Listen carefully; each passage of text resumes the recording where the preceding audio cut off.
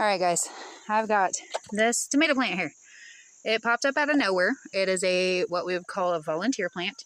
I did not intend to have a fully thriving tomato plant this late in the year. However, I do. So I'm going to get this tied up, and then I'm going to show you real quick just an easy way to make it more manageable for you. Okay, now she looks crazy. She's turned the wrong direction.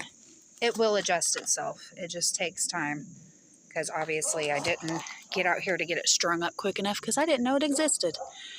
So I just have it loosely wrapped to keep it up off the ground, keep critters from it. Now the first thing I'm going to do is I'm going to go down here to the bottom. I'm going to locate my first flowers, which are right here. And what I am going to do, and not everybody does this, and that's totally fine, it's totally a preference thing, is I'm going to pop all these tomato plants, or these tomato leaves. All right, let me get scissors. All right, we're back. Handy dandy scissors. All right, so what I was doing is I was cutting off this branch here, these branches here, this one here. This is a sucker. See how it came up above the main branch? I know I already cut it. There we go. You can focus. But that is a sucker. Those make your plant unmanageable and a pain in the butt. So I'm going to go through and I'm going to cut all these until I get up to, I'm going to leave the branch that is just below the flowers. I'm going to leave personally. But otherwise, we're going to get rid of all the rest of these. But do not throw them out. All right, I have her cleaned up. Now, if you get to seeing these things, I've seen it in garden groups, people freak out. If you get to seeing this on the bottom of your plant, is it gonna focus? These little white dangly things.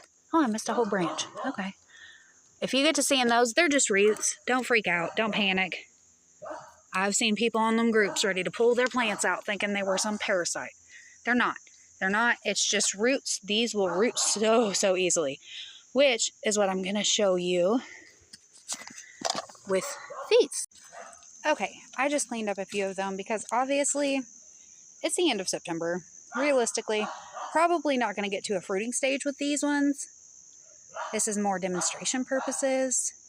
But what I'm going to do, I got them all cleaned up to where I left only the top leaves.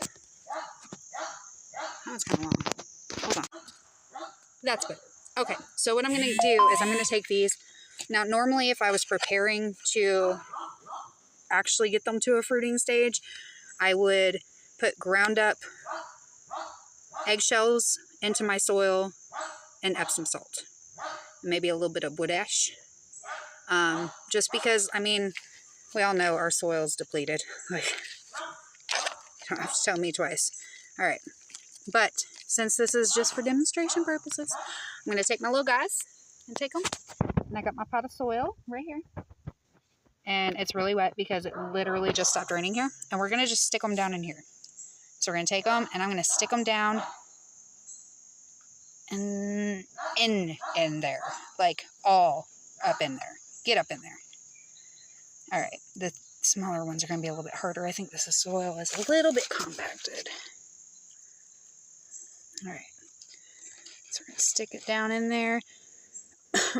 Cutting off the lower leaves gives it a better chance because it keeps it from gaining fungus and bacteria and stuff that's going to rot it out. Planting it deeper is going to give it a better chance at withstanding strong winds, things like that, because it's giving it a better root base. Think about, like I showed you earlier on that plant where it was establishing roots well up the base of it. If all that's underground, she's going to be pretty strong. She's going to be pretty strong. All right, and just for their sake, I'm going to water them with some fish emulsion. Is that the word? I have them all in the same pot.